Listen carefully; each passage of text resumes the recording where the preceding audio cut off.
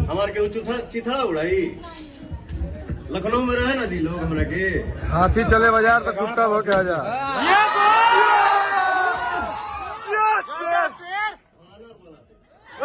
लेकिन अगर जवाब एक आई घरे खोज के मारा। ये नाम पवन सिंह है। शेर है। ठीक है चल ते नकल हमारे के चिथड़ा उड़ाई लखनऊ में रहे ना दी लोग हमरा के हाथी चले बाजार तो कुत्ता हो के आ जा।